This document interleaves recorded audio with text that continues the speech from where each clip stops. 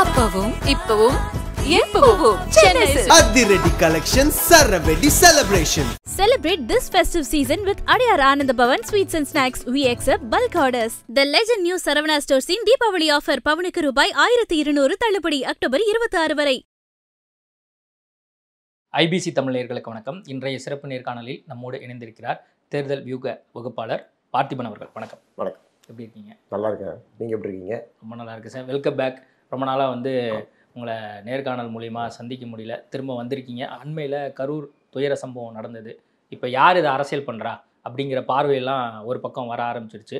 டே ஒன்லேருந்து எடப்பாடி பழனிசாமி அரசாங்கத்துக்கு எதிராக பல்வேறு கருத்துக்களை முன் வச்சுட்டு இருந்தார். காவல்துறை சரியாக செயல்படலை, உளவுத்துறையினுடைய செயல்பாடுகள் எப்படி இருந்துச்சு அப்படிங்கிறது குறித்தெல்லாம் பேச ஆரம்பிச்சிருந்தார். இப்போது மற்ற திமுக கூட்டணி கட்சியில் இருக்கக்கூடிய எல்லாருமே இது குறித்து பேச ஆரம்பித்ததையும் நம்ம பார்க்குறோம். இதில் முதலாவதாக அரசியல் பண்ணதாக நீங்கள் என்ன பார்க்குறீங்க? திமுக தான் முதல்ல அரசியல் பண்ணதான் நான் பார்க்குறேன். ஏன்னா திமுக இந்த கரூர் துயர சம்பவத்தை ஹேண்டில் பண்ண விதம் கொஞ்சம் ஓவர் போர்டு போய் ஹேண்டில் பண்ணிட்டாங்களோ அப்படின்னு நம்ம நினைக்கிற அளவுக்கு அடுத்தடுத்து அவர்கள் செய்த சில விஷயங்கள், வேறு ஆட்களை வச்சு கொடுத்த ப்ரெஸ் மீட்ஸு, ஏடிஜிபி ஒரு ப்ரெஸ் மீட் கொடுக்குறாரு, அமுதா ஐஏஎஸ் மறுபடியும் ஒரு ப்ரெஸ் மீட் கொடுக்குறாங்க, அதுக்கப்புறம் செந்தில் பாலாஜி தனியாக ஒரு ப்ரெஸ் மீட் கொடுக்குறாரு, அன்பில் மகேஷ் ஒரு ப்ரெஸ்ஸை பார்த்து பேசுகிறாரு, முதலமைச்சர் ஒரு வீடியோ வெளியிடுறாரு, கரூர் மருத்துவமனையில் ப்ரெஸ்ஸை பார்த்து பேசுகிறாரு, உதயநிதி ஸ்டாலின் அங்கே வந்த இடத்துல ப்ரெஸ்ஸை பார்த்து பேசுகிறாரு, உடனே ஒரு நபர் கமிஷன் போடுறாங்க. இது இரவோடு இரவாக ஆட்டாப்சி பண்ணி இதை கொடுக்கறதுலேருந்து இது எல்லாத்தையும் நீங்கள் பார்த்தீங்க அப்படின்னா ஒரு அதீத பதட்டம் இந்த அரசுக்கிட்ட இந்த சம்பவத்தின் மூலமாக ஏற்பட்டுருச்சோ அப்படின்னு நினைக்க வைக்குது. பதட்டம்னு இது எப்படி நம்ம பார்க்க முடியும்? இப்போது அதீதமாக இது செயல்பாடுகள் இருக்குது அப்படின்னு நீங்கள் சொல்கிறீங்க.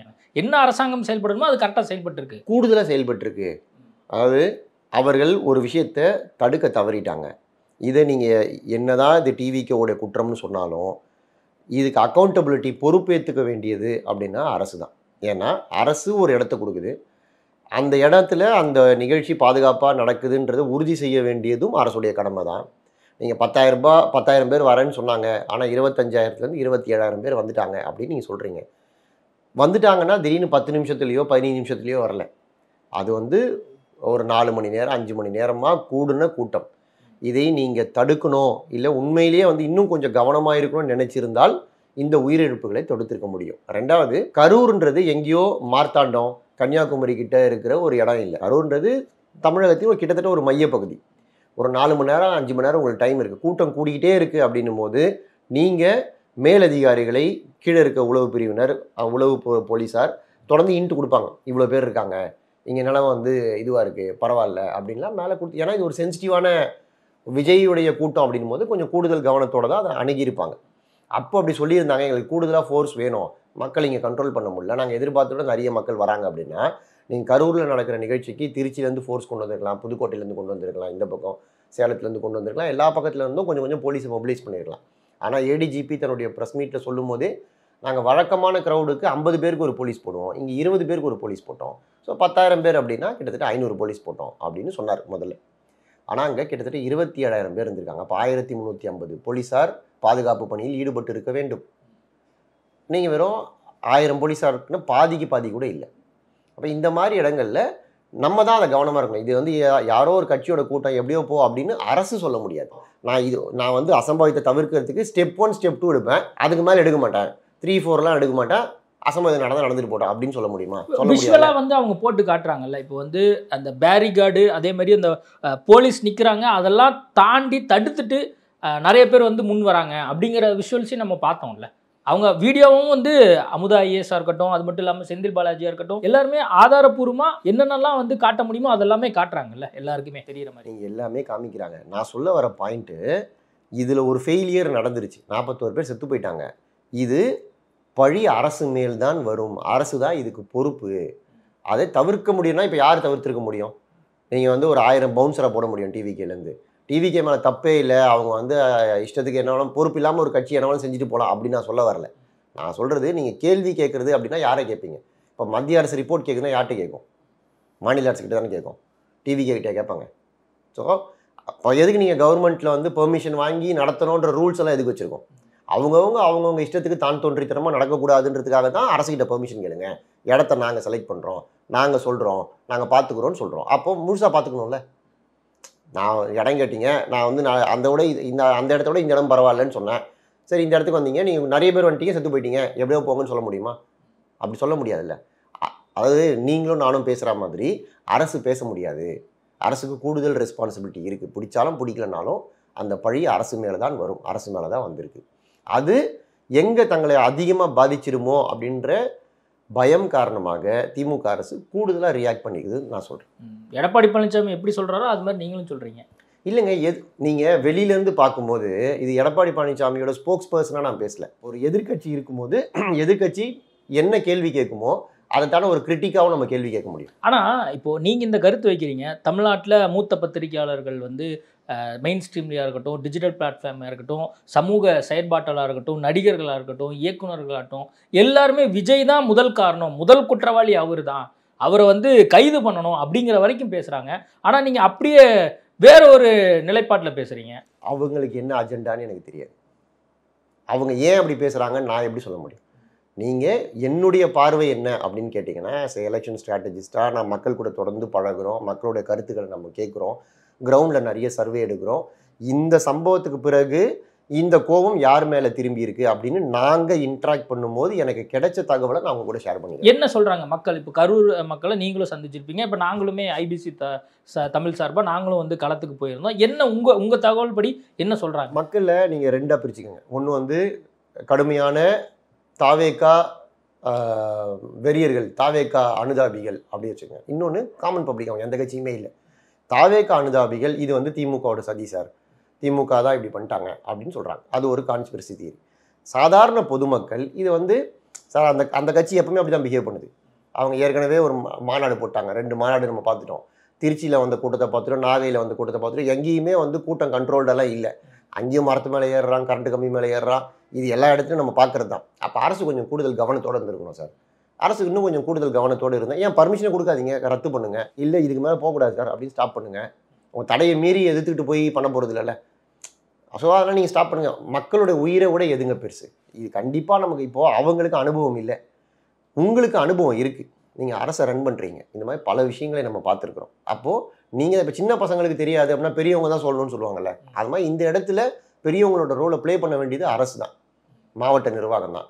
இப்போ நீங்கள் கொஞ்சம் கூடுதல் கவனமாக இருந்திருக்கணும், அவங்க விட்டாங்க அப்படின்னு தான் மக்கள் சொல்கிறாங்க. விஜயனுடைய அந்த வீடியோவை நீங்கள் பார்த்துருப்பீங்க. நேரடியாக வந்து சிஎம்முக்கு சவால் விடுற மாதிரி எதாக இருந்தாலும் என்ன பழிவாங்குங்க அப்படின்னு சொல்கிறார். இது சரியான போக்கே கிடையாது, இப்படி தான் பேசியிருக்கணுமா? விஜய் அந்த வீடியோவில் மன்னிப்பு கேட்கல, வருத்தம் தெரிவிக்கல, நேரடியாக வந்து அரசியல் பேச ஆரம்பிச்சிட்டாரு அப்படிங்கிற பார்வை தான் நான் வைக்கிறேன். எனக்கு இதில் 2 கருத்து இருக்குங்க. ஒன்று வந்து வருத்தம் தெரிவிச்சிருக்கணும், ஏன்னா அவரை பார்க்க வந்து 41 பேர் இறந்து போயிருக்காங்க அப்படின்னா அது வருத்தம் தெரிவிச்சிருக்கணும். அது வந்து அந்த வீடியோவில் அவர் பண்ணல. கேட்டால் அவங்க என்ன சொல்லுவாங்கன்னா, நாங்கள் அதுக்கு முன்னாடி ஒரு ஸ்டேட்மெண்ட் கொடுத்தோம், அந்த ஸ்டேட்மெண்ட்லேயே நாங்கள் வந்து அதெல்லாம் சொல்லிட்டோம் அப்படின்னு சொல்கிறதுக்கு வாய்ப்பு இருக்குது. ஆனால் இது நீங்கள் வீடியோவில் வந்து பேசுகிறீங்க அப்படின் போது நீங்களே அவங்கக்கிட்ட பேசுகிறதா தான் அர்த்தம், அப்படி தான் அவங்க பார்ப்பாங்க. அதில் நீங்கள் கண்டிப்பாக வருத்தம் தெரிவிச்சிருக்கணும். அது தெரிவிக்காதது வந்து அது தவறு தான், அது செஞ்சுருக்கணும். ஆனால் நீங்கள் அரசுக்கு சவால் விடுறது இதெல்லாம் வந்து அரசியல் தேர்தலுக்கு இன்னும் 5 மாதம் தான் இருக்குது. இதெல்லாம் கிட்டத்தட்ட தேர்தல் பரப்புரை கூட்டங்கள் தான், அதுடைய ஒரு பகுதியாகத்தான் இந்த ஸ்கிரிப்டை எழுதி கொடுத்துருப்பாங்க அப்படின்னு நான் நினைக்கிறேன். அதனால் இவர்கள் திமுகவுக்கு எதிராக தங்களை பொசிஷன் பண்ணுறதுல கவனமாக இருக்காங்க. அப்படி பொசிஷன் பண்ணுறதுக்கு இந்த ஸ்கிரிப்டை அவங்க பயன்படுத்தியிருக்காங்க. அப்படி பொசிஷன் பண்ணிக்கிறதுக்கு பயன்படுற ஒரு ஸ்கிரிப்ட். அது சம்பவம் நடந்து கிட்டத்தட்ட ஒரு 8 நாள் ஆச்சு. இது வரைக்குமே விஜய் அவர்கள் அந்த வீடியோவை தாண்டி வேறு எதுவுமே வந்து அவங்க சார்பாக போய் பார்க்கல, பேசலை அப்படிங்கிற ஒரு வருத்தமும் கோபமும் நிறையாவே இருக்கிறத நம்ம இன்னுமே பார்த்துட்ருக்கோம். சோஷியல் மீடியாவில் அதை பற்றி நிறையா எழுதிட்டு இருக்காங்க, பேசிகிட்டு இருக்காங்க. விஜய் ஏன் போக மாட்டேங்கிறாருங்க? இன்னும் பயமா, இல்லை வேற எதுவும் சட்ட சிக்கல் வந்துருன்னு பயப்படுறாரா? என்ன காரணம்? அனுபவமின்மை தான் காரணம். நீங்கள் அரசியல் தலைவர்களாக இருந்தாங்க, ஒரு அரசியல் இயக்கத்துலேருந்து வந்தாங்க அப்படின்னா அவங்களுக்கு இந்த மாதிரி பிரச்சனைகளை எப்படி ஹேண்டில் பண்ணணும்னு தெரியும். இவங்களுக்கு முதல் முறையாக இப்படி ஒரு பிரச்சனையை எதிர்கொள்கிறதுனால அதை எப்படி அணுகணும்னு தெரியல. சுற்றி இருக்கிறவர்கள் சொல்கிற ஆலோசனைகள் அவங்களுக்கு எது ஏற்புடையதாக இருக்கோ அதை எடுத்துக்கிறாங்க. அவங்கள சுற்றி இருக்கவங்க என்ன ஆலோசனை சொன்னாங்க நம்ம. அப்போ ஆதவர்ஜுனா, ஜான் ஆரோக்கியசாமி சொல்கிற அந்த ஐடியாலாம் வந்து பூராமே தப்பாக போயிடுச்சு, தப்பான கால்குலேஷனாக மாறிடுச்சு. அப்படி நம்ம சொல்ல முடியாதுங்க. தப்பான இல்ல, இப்ப கால்குலேஷன். அவங்க சொல்லிதான் இவர் பேசுறாரு, இந்த வீடியோ போடுறாரு. முன் அனுபவம் இல்லாத ஆட்கள்லாம் கூட இருந்து விஜய் வந்து இந்த மாதிரி பண்றாங்க அப்படின்னா அப்ப அதுதான பொருள். அதுதான் ஒரு நரேட்டிவை செட் பண்ண ட்ரை பண்றாங்க. அந்த மாதிரி நான் சொல்ல வர்றது என்னன்னா, அனுபவமின்மை அங்க யாருக்குமே பெரிய அனுபவம் கிடையாது. நீங்க அங்க யார் அரசியல் தலைவர்கள்? விஜயே அரசியல் தலைவர் கிடையாது. அவர் இப்பதான் அரசியலுக்கு புதுசா வந்திருக்காரு, இப்பதான் அரசியலை கத்துக்கிறார். நீங்க அவர் கூட இருக்கிற ஆட்கள்ல யார் வந்து முதுபெரும் தலைவர்கள், யார் அந்த மாதிரி அரசியல் கட்சியில நீண்ட நெடிய பாரம்பரியத்தோட அவர் கூட யார் இருக்காங்க? புஷி ஆனந்த் கூட ரொம்ப வருஷமா இருக்காரு. அவர் ஆல்ரெடி எம்எல்ஏ எவ்வளவு பெரிய அரசியல் தலைவர், என்ன அவருக்கு அரசியல் அனுபவம் சொல்லுங்க. புஷின்ற தொகுதியில் எவ்வளவு ஓட்டு இருக்கு தெரியுமா? பாண்டிச்சேரியில 2 தெரு சேர்ந்தா அந்த தொகுதி 5000 ஓட்டு நினைக்கிறேன். அவ்வளவுதான். நம்ம ஊர் கவுன்சிலர் ஓட்டை விட கம்மி. அதனால நீங்க அவர் எப்படி நீங்க அரசியல் தலைவராக ஏற்றுக்க முடியும்? இப்போ நீங்க இவரை எம்ஜிஆர் கூட அடிக்கடி கம்பேர் பண்ணுவாங்க. எம்ஜிஆருக்கு பிறகு அவங்களே கூட சொல்றாங்க, நாங்கள் வந்து அந்த மாதிரி ஒரு புரட்சி வரப்போகுது 77க்கு அப்புறமா. இப்போ எம்ஜிஆர் வந்து திமுக அப்படின்ற இயக்கத்திலேயே வளர்ந்தவர். திமுகவிலிருந்து வெளியில போய் அதிமுக ஆரம்பிக்கும் போது அவர் கூட நிறைய இயக்கத்திலேருந்து ஆட்கள் போறாங்க. வைகோ வந்து திமுக உடைச்சிட்டு மதிமுக ஆரம்பித்த போது அது ஒரு செங்குத்து பிளவு. மாவட்ட செயலாளர்கள் உட்பட நிறைய பேர் வைகோ கூட போறாங்க. அப்போ அது பிறக்கும் போதே ஒரு அரசியல் இயக்கமா பிறக்குது. விஜயுடைய கட்சி அப்படி பிறக்கல. அந்த கட்சி வந்து விஜய் அப்படின்ற தனிநபருடைய கட்சி. அது மக்களும் அதை வந்து ஒரு நபர் கட்சியாக தான் பார்க்குறாங்க. ஒரு நபர் கட்சிக்கு சில சாதகங்கள் இருக்குது, சில பாதகங்கள் இருக்குது. நீங்கள் ஜனநாயக ரீதியாக எல்லாரையும் கருத்து கேட்டு சில விஷயங்களை செய்யணுன்றதெல்லாம் ஒரு நபர் கட்சியில் கிடையாது. அவர் என்ன நினைக்கிறாரோ அதை செய்யலாம், ஈஸியாக சில விஷயங்களை இம்ப்ளிமெண்ட் பண்ண முடியும். ஆனால் இந்த மாதிரி சில சிக்கல்கள் வரும்போது அதுக்கு ஆலோசனை சொல்கிறதுக்கோ களத்தில் போய் நிற்கிறதுக்கோ ஆட்கள் இருக்க மாட்டாங்க. அந்த பிரச்சனையை தான் இப்போ வந்து விஜய் ஃபேஸ் பண்ணுறாரு. அவர் கூட இருக்கிறவங்க இப்போ புஷி ஆனந்தா இருக்கட்டும், நிர்மல்குமார், அவங்களுடைய அந்த முன்ஜாமீன் வந்து இங்கே இருக்கக்கூடிய நீதிமன்றத்தால் நிராகரிக்கப்பட்டிருக்கு. இப்போ உச்சநீதிமன்றம் வரைக்கும் போயிருக்காங்க.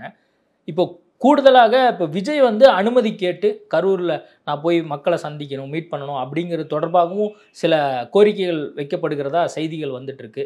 விஜய் இது வரைக்கும் போகாமல் இருக்காரு. அங்கே இருக்கக்கூடிய மக்களுடைய மனநிலை இது என்னவா இருக்கும்? இது அடுத்த கட்டமாக இது வந்து அரசியல் ரீதியாக இப்போது திருமாவளவனாக இருக்கட்டும், எடப்பாடி பழனிசாமி போகிற இடங்கள்லாம் இப்போ வந்து செந்தில் பாலாஜிக்கு எதிராகவும் அரசாங்கத்துக்கு எதிராகவும் பேசிகிட்டு இருக்காங்க.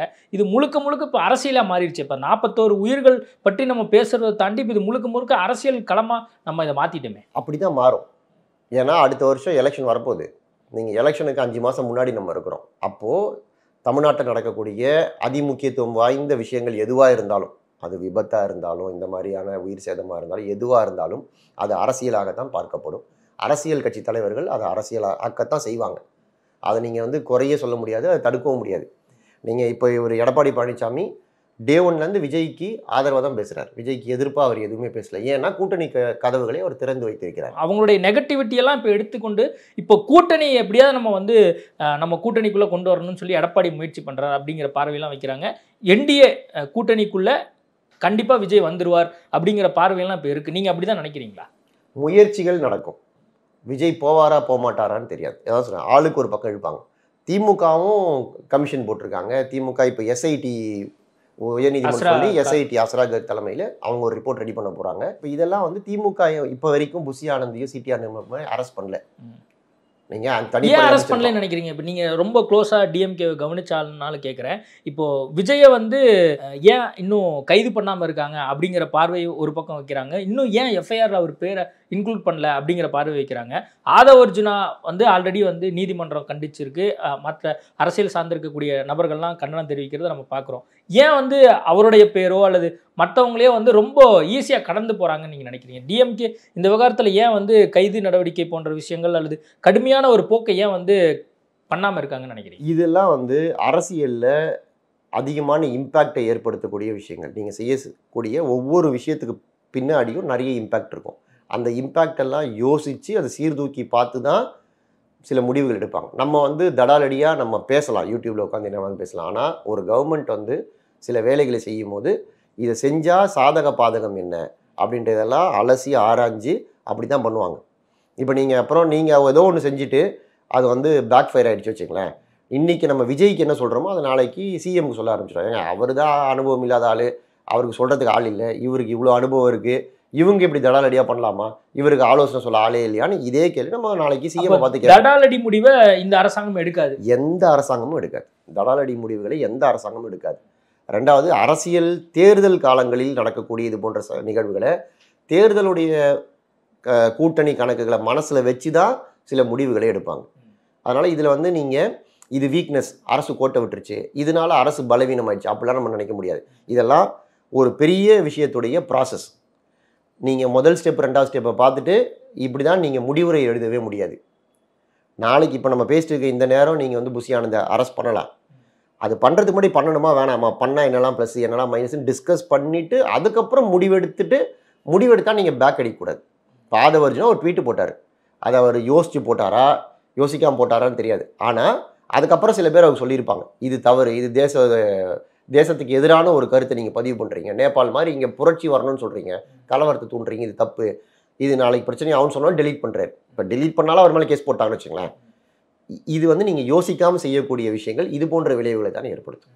அதனால் நல்லதை விட கெட்டது அதிகமாயிடும். அப்போ இதெல்லாம் ஆராய்ந்து பார்த்து தான் அரசாங்கம் இதெல்லாம் ஆராய்ந்து பார்த்து தான் செய்வாங்க. அதனால் இதில் நம்ம அவசரப்படலாங்க. ஏன்னா நமக்கு இழக்கிறதுக்கு ஒன்றும் கிடையாது, அவங்களுக்கு இழக்கிறதுக்கு நிறைய இருக்குது. அதனால் அவங்க அப்போ அதுக்கு பின்னாடி ஃபுல்லாக அரசியல் கணக்குகள்லாம் இருக்குது. அதனால அரசியல் தான் இருக்குது, அரசியல் கணக்கு இல்லை, அரசியல் தான் இருக்குது. அது அப்படி தான் இருக்கும். விஜயை டச் பண்ண மாட்டாங்க இந்த அரசாங்கம், எனக்கு தெரிஞ்சு பண்ண மாட்டாங்க. அப்படி பண்ணால் நீங்கள் மக்கள் எப்படி பார்க்குறாங்கன்னு ஒன்று இருக்குல்ல, இங்கே வந்து பெர்ஸ்பெக்டிவ் நரேட்டிவ் தான் ஒருத்தரை ஜெயிக்க வைக்குது, ஒருத்தரை தோக்க வைக்குது. ஒருத்தர் உண்மையிலே நல்லவர் இல்லையான்றது மேட்ரே இல்லை. அவர் நல்லவர்னு நீங்கள் நினைக்கிறீங்களா நினைக்கலையான்றது தான் மேட்ரு. ஒரு தலைவரை நீங்கள் நல்லவர் வலிமையானவர் அப்படின்னு நினச்சிங்கன்னா நீங்கள் ஓட்டு போடுவீங்க. அவர் ஊழல்வாதி, அவர் கெட்டவர் அப்படின்னு நீங்கள் நினச்சிங்கன்னா ஓட்டு போட மாட்டீங்க. நீங்கள் நினைக்கிறது உண்மையாக இருக்கணும்னு அவசியம் இல்லை. ஸோ தோற்றம் தான், அந்த தோற்ற மாயை ஏற்படுத்துறது தான் எல்லாரும் போராடுறாங்க. அந்த நரேட்டிவு அவங்களுக்கு சாதகமான நரேட்டிவ் கொண்டு வரதுக்கு தேவையான எல்லா விஷயங்களையும் செய்வாங்க, அதை பாதிக்கக்கூடிய விஷயங்களை செய்ய மாட்டாங்க. இது எல்லா கட்சிகளும் செய்யக்கூடிய. எடப்பாடி பழனிசாமி இது குறித்து போகிற இடங்கள்லாம் மேடைகள்லாம் தொடர்ந்து பேசிகிட்டே இருக்கார். நேற்று டிடிவி தினகரன் அரசாங்கம் சரியாக தான் செயல்படுது, ரொம்ப மெச்சூரிட்டியாக முதலமைச்சர் அவர்கள் இதை அணுகிறாரு அப்படிங்கிற பார்வையை முன் வச்சிருக்காரு. தேர்தல் நேரம்ன்றதுனால இவர்கள் பேசக்கூடிய ஒரு வார்த்தையும் ரொம்ப முக்கியம். எதுக்கு அப்புறம் பேசுகிறாங்க, எந்த சூழலில் பேசுகிறாங்க. டிடிவி தினகரன் என்டிஏ கூட்டணியிலேருந்து இப்போ வெளியில் வந்துட்டார். இப்போ முதலமைச்சரை ஆதரித்து பேசுகிறார். ராமதாஸ் வெளியில் இருக்கார், எந்த பக்கம் போக போகிறோன்னே சொல்ல. இன்றைக்கி ஆஸ்பத்திரியில் இருக்கார். நேற்றோ முந்தானத்து 2 நாளைக்கு முன்னாடி அரசு சரியான திசையில் தான் போகுது அப்படின்னு அரசுக்கு ஆதரவாக தான் ஒரு கருத்தை சொன்னார். திருமாவளவன் கூட்டணிக்குள்ளே இருக்கார். ஆனால் திருமாவளவன் ஏன் விஜய் எஃப்ஐஆரில் அவர் பேரை போடல, ஏன் விஜய் அரெஸ்ட் பண்ண மாட்டீங்க, அண்டர்ஸ்டாண்டிங் உங்களுக்கு வந்து அண்டர் டீலிங் இருக்குது, திமுகவுக்கும் டிவிக்கும் இருக்குதா, திமுகவுக்கும் பாஜக கள்ளக்கூட்டணின்னு கேட்டிங்களே, இப்போ உங்களுக்கும் திமுகவும் கள்ளக்கூட்டணி இருக்குதா அப்படின்னு திருமாவளவன் கூட்டணிக்குள்ளே இருந்துக்கிட்டு கேட்குறாரு.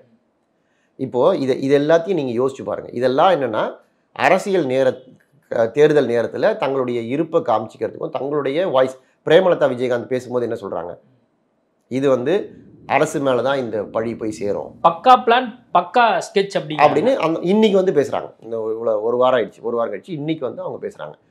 அவங்க ஒவ்வொருத்தரும் பேசுறதுக்கு பின்னாடியும் அவங்களுக்கான அரசியல் கணக்குகள் இருக்கும், அதை ஒட்டி தான் அவங்க பேசுகிறாங்க. கூட்டணி தொடர்பாக நம்ம பேசுகிறோம்.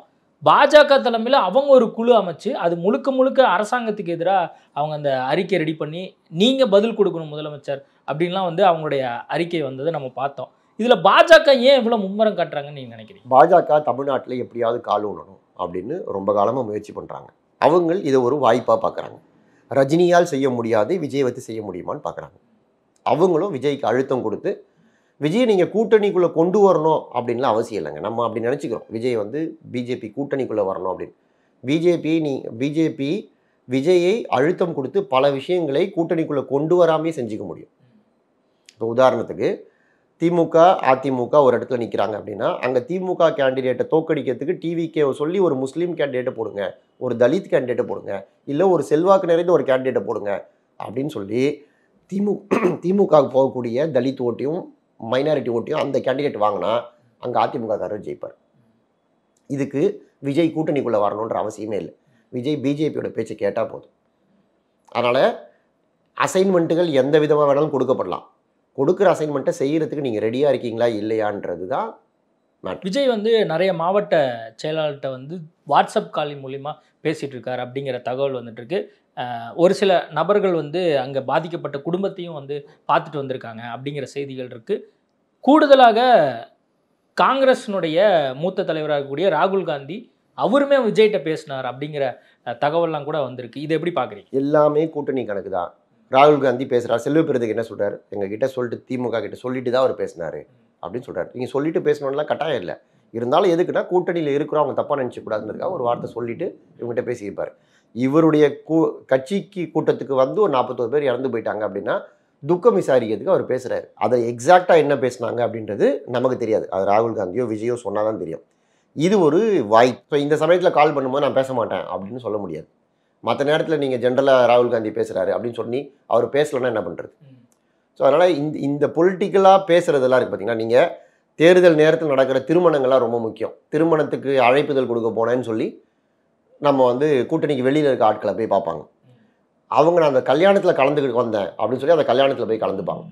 அங்கே கிடைக்கிற கேப்பில் அங்கே ஒரு 3 பேர் கூட பேசுவாங்க. அந்த 3 பேரை நீங்கள் தனிப்பட்ட முறையில் சந்தித்து பேசவே முடியாது. இதெல்லாம் வந்து இப்படி ஒரு வாய்ப்புகள் கிடைக்கும் போது அரசியல் கட்சிகள் அதை எப்படிலாம் முடியுமோ அப்படிலாம் பயன்படுத்த ட்ரை பண்ணுவாங்க. இதெல்லாம் முயற்சிகள், எல்லாரும் முயற்சி பண்ணுறாங்க. இந்த முயற்சியோட முடிவில் யார் யார் எங்கெங்கே போய் செட்டில் ஆவாங்க அப்படின்றது நமக்கு தெரியாது. இன்றைக்கி நமக்கு தெரிஞ்சது என்னென்னா, தமிழ்நாட்டில் ஒரு செட்டப் இருந்ததில்ல, இது ஒரு கூட்டணி, இது ஒரு கூட்டணி, இது ஒரு அணி அப்படின்னு இருந்தது இல்லையா, அது இப்போ கலைஞ்சிருக்கு. திமுக அதிமுக கூட்டணி அப்போ வந்து இன்னும் ஃபைனலைஸ் ஆகலை, இது கலையுது. திமுக கூட்டணியும் கலையிறதுக்கான வாய்ப்புகள் நமக்கு இப்போ தெரியுது, முன்னாடி தெரியல, இப்போ தெரியுது. இப்போது இந்த நிகழ்ச்சிக்கு பிறகு திமுக கொஞ்சம் வலுவிழந்திருக்கு. முன்னாடி திமுக தனிப்பெரும்பான்மையோடு ஜெயிச்சிரும் அப்படின்னு அவங்க எல்லா இடத்துலையும் சொல்லிட்டு இருந்தாங்க அந்த கட்சிக்காரர்களே. மக்கள் மத்தியிலும் அப்படி ஒரு எண்ணம் ஒரு 3-4 மாதத்துக்கு முன்னாடி. இப்போ அது மெல்ல மெல்ல சறுக்கி திமுக கூட்டணி வெற்றி பெறும்ன்ற இடத்துக்கு வந்திருக்கு. நாளைக்கு இது இன்னும் கொஞ்சம் சறுக்குச்சுன்னா அதிமுக கூட்டணி வெற்றி பெறும் அப்படின்ற இடத்தை நோக்கி நகரும். எடப்பாடி தன்னுடைய கூட்டணியை வலிமைப்படுத்தினார் அப்படின்னா, என்டிஏ கூட்டணி வலிமையாச்சுன்னா அதிமுக தனிப்பெரும்பான்மையோடு வெற்றி பெறும்ன்ற இடத்தை நோக்கி அது நகரும். இந்த பெண்டுலம் இப்படி தான் சுற்றிக்கிட்டு இருக்கும். இதில் எங்கே பிடிச்சி லாக் பண்ணுறாங்கன்றது அந்தந்த கட்சி தலைவர்களுடைய திறமை. விஜய் இன்னும் இறுதியாக என்ன முடிவு எடுக்கிறதுக்கு வாய்ப்பு இருக்குது? இன்னும் வந்து கரூர் போகலை, அதற்கான முயற்சிகள் ஈடுபட்டு இருக்காங்க. விஜயனுடைய கட்சியை முழுக்க இப்போ ரீகன்ஸ்ட்ரக்ட் பண்ண வேண்டிய ஒரு இடத்துல இருக்குது அப்படிங்கிற பார்வையும் வந்து முன்வைக்கப்படுது. இந்த மாதிரியான தருணத்தில் விஜய் அடுத்து என்ன முடிவு எடுக்கிறதுக்கான வாய்ப்புகள் இருக்குது? இது வந்து விஜய்க்கு ஒரு மிகப்பெரிய பாடத்தை கொடுத்துருக்கும் இந்த கரூர் இன்சிடென்ட்டு. அவருடைய கட்சி பற்றியே அவருக்கு வந்து ஒரு சுய பரிசோதனை செஞ்சுக்கிறதுக்கான ஒரு வாய்ப்பாக காலம் அவருக்கு இதை கொடுத்துருக்கு. அதனால் அவரோட ஸ்கிரிப்ட்லேயே அவர் சொல்கிறார், நாங்கள் வந்து இன்னும் வலிமையாக வருவோம் அப்படின்னு. கண்டிப்பாக இது வந்து செட்பேக்லாம் இல்லை. கண்டிப்பாக அவங்க வந்து மறுபடியும் அடுத்து இன்னும் ஒரு 10 நாள் கழிச்சோ 15 நாள் கழிச்சோ மறுபடியும் பிரச்சாரங்களுக்கு கூடுதல் கவனங்களோட போக ஆரம்பிப்பாங்க.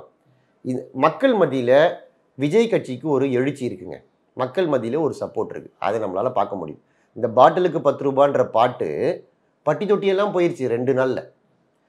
நீங்கள் ஒரு விஷயத்தை அப்படி கொண்டு போய் ரீச் பண்ணுறதுன்றது ரொம்ப ரொம்ப கஷ்டம். பெரிய பெரிய பிஆர் நிறுவனங்கள் ரொம்ப கஷ்டப்பட்டு செய்கிற வேலையை விஜய் ஒரு 2 லைன் பாட்டு இன்றைக்கி எல்லாரும் இன்ஸ்டாகிராமில் ரீல்ஸ் போட்டு டான்ஸ் ஆடுறாங்க அப்படின்னா அந்த அளவுக்கு கொண்டு போய் சேர்த்துருக்கு. அந்த அளவுக்கு அது வந்து ரீச் இருக்குது. இதெல்லாம் ஒரு உதாரணம். நீங்கள் இங்கே பேசினா கிரவுண்ட் வரைக்கும் போகுது, கடைமடை வரைக்கும் தண்ணி பாயுது அப்படின்றது நமக்கு இதில் இந்த பாட்டிலுக்கு 10 ரூபா பாட்டில் தெரியுது. இது நாளைக்கு அவர் உதயநிதியை பற்றி இப்படி ஒரு பாட்டு பாடினா அதுவும் போய் சேரும், முதலமைச்சரை பற்றி ஒரு பாட்டு பாடினா அதுவும் போய் சேரும். இதெல்லாம் மக்கள் மத்தியில் அரசுக்கு எதிராக இருக்கிற அதிருப்தியின் விளைவாகத்தான் இந்த வரவேற்பு அங்கேருந்து கிடைக்குது. இல்லைனா கிடைக்காது. நீங்கள் பாடினா பாட்டு போங்க அப்படின்ட்டு அவன் ஏன் பண்ணணும், அவன் ஏன் டான்ஸ் ஆடணும்? ஸோ இன்றைக்கி சோஷியல் மீடியாவில் அது இந்த அளவுக்கு வைரல் ஆகுது, ட்ரெண்ட் ஆகுது அப்படின்னா மக்கள் அதை ஏற்றுக்கிறாங்கன்னு தான் அர்த்தம். அதனால் விஜய் இந்த கிடைத்த வாய்ப்பில் தன்னை தானே சுய பரிசோதனை செய்து கொண்டு கட்சியை வளப்படுத்தி இன்னும் கொஞ்சம் வலிமைப்படுத்தி கட்டமைப்பு ரீதியாக வலிமைப்படுத்திக்கிட்டு தேர்தலுக்கு போனார்னா அவருக்கு வந்து கூடுதல் சீட்டுகளை ஜெயிக்கிறதுக்கு வாய்ப்பு இருக்கும். இன்றைக்கி அவங்கக்கிட்ட பெரிய கட்டமைப்பு இல்லை. அப்படி இல்லைன்னா கட்டமைப்பு இருக்கிற கட்சியோட கூட்டணிக்கு போகணும். அது கட்டமைப்பு இருக்கிற கட்சியோட கூட்டணிக்கு போகிறதா இல்லை குறுகிய காலத்தில் தன்னுடைய கட்சிக்கே கட்டமைப்பை வலிமைப்படுத்திக்கிட்டு களத்துக்கு போகிறதான்றதை விஜய் தான் முடிவு பண்ணும். பொறுத்திருந்து பார்ப்போம். நேர்காணல் கொடுத்ததுக்கு நன்றி. அப்பவும் இப்பவும் எப்பவும் சென்னை அதிரடி collection சரவெடி celebration. Celebrate this festive season with Adiyar Anand Bhavan Sweets and Snacks. We accept bulk orders. The legend new Saravana Stores in Deepavali offer பவுனுக்கு ரூபாய் 1200 தள்ளுபடி அக்டோபர் 26 வரை.